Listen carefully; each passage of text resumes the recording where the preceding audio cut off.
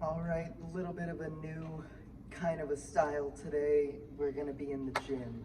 I'm gonna work legs, and how that basically works for me is I go on the treadmill first, and today I did a little bit of walking, but normally I do running at least 3.1 miles, which is a 5K, or I try to get at least 30 minutes of steady state cardio before I start. I have been experiencing a little bit of some ankle issues. I actually prayed over my ailment and God released me of my pain, at least temporarily or at least somewhat. So praise God for healing my body and allowing me to continue to glorify Him by making sure that I treat my body as such, as a temple, and keeping myself healthy. So without further ado, I am going to start with hack squat. It's one of my favorite ones to start with because it's kind of a full body thing and you can use your upper body to push up onto the weight. Now, depending on how your hack squat machine looks, it could be one where you are using more of your hands and your arms to hold it like this, and then you're pushing it up like that, or it could be one where you are having it up on your shoulders and you're still kind of using your arms, but you're kind of more pushing it like that. Now, I usually get at least 3 to 4 sets of this. I want to hit at least 10 reps, but I don't really count the reps unless I just hit it to failure.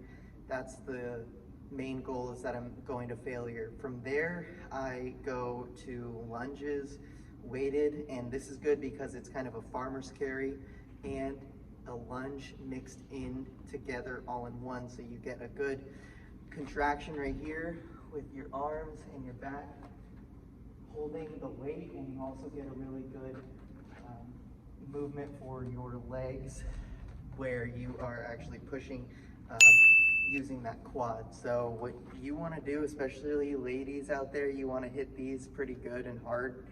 And I know you're always tempted to hit your glutes all the time, but try to stay with me here and hit the teardrop, or what's actually known as the Q angle, but it's the teardrop muscle that is the quad, the quadricep. This is going to be really the hardest point to work on if you're a female. It's genetics. That's just how it is. Not that there's anything wrong with that, but you know, these lunges are going to help you to be able to build that, which is perceived as more of a weak point for the ladies out there. You know what I'm saying, you know what I'm saying. Moving on from that, let's go ahead and hit the squat bar. The squat bar is great because it's also one of those full body motions, and you get to have a good contraction on the back, the traps, the delts, the rhomboids are all going to be engaged. Your glutes are going to be engaged. But what I want you to do is I want you to warm up real slow, get in there, go deep, and then hit a really nice iso contraction, or what is better known as just a pause rep. Stay in the low position, which would be ass to grass. Stay in the low position for about 10 seconds if you can, to warm up the hips. What this is going to do is it's going to really emphasize your movement from then on, making it much easier to get a higher quality repetition out of the movement. Now, again, 4 to 5 sets, I'm hitting 10, but we're going to failure on each. I don't really focus on really too heavy weight because, number one, I don't take any external pre-workout, steroids, creatine, or anything like that, not even protein. It is not easy.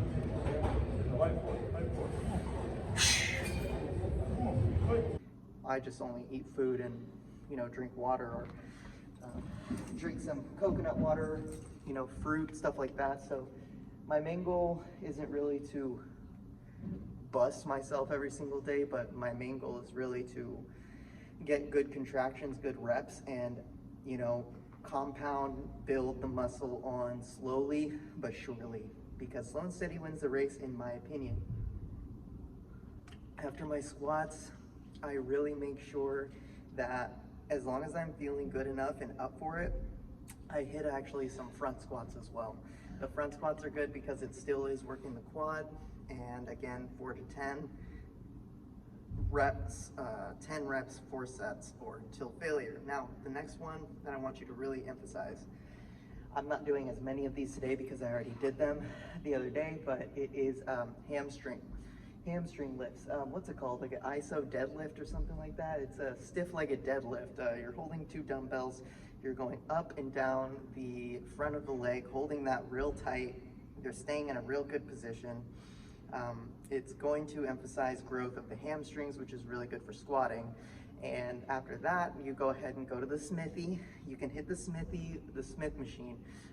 I call it Smithy just for no reason, but you can hit the Smith machine with very heavy weights, much heavier weights than you normally would be able to, which is always really good because it kind of, especially if you're solo at the gym, you can hit a little bit more than you normally would be able to. Hey, what's up everybody? I am back recording some of this B-roll stuff at home. So anyway, we're moving on to the Romanian deadlifts. I finally figured out what they're called. But anyway, this is mainly just to contract on the hamstrings.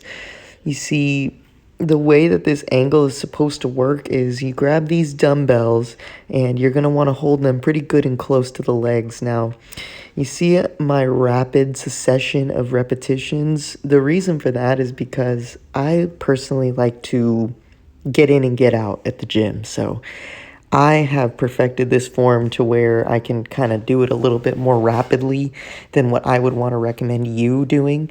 But anyway, if you're going to be doing these, definitely hold the dumbbells pretty good and close to those legs.